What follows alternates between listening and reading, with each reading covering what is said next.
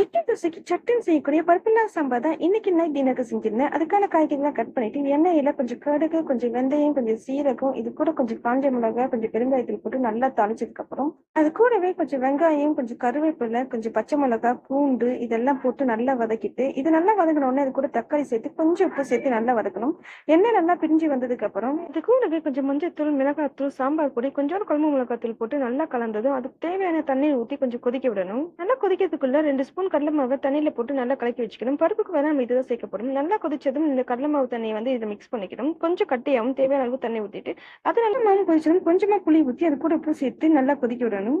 2 நிமிஷத்துல இட்லி தோசைக்கு தேவையான சூடான சாம்பார் ரெடி. இது கூடவே கொஞ்சமா கட்டி சட்னி அரைச்சி வச்சுக்கிட்டு சாம்பார் கூட சாப்பிட்றதுக்கு டேஸ்டா இருக்கும். சூடா தோசை ஊத்தி பசங்களுக்கு சாம்பார் சட்னி வச்சு சாப்பிட கொடுத்தாச்சு. எல்லாரும் டின்னர் முடிச்சுட்டு ரெஸ்ட் எடுக்க போயிட்டாங்க. எல்லாருக்கும் ரெஸ்ட் கிடைச்சாலும் நமக்கு கிடைக்காது. நம்ம சாப்பிட்டு முடிச்சதும் அதை பாத்திரத்தெல்லாம் கழுவி வச்சு ஸ்டவ் எல்லாம் தொடச்சு வச்சு தான் போய் படுக்கணும்.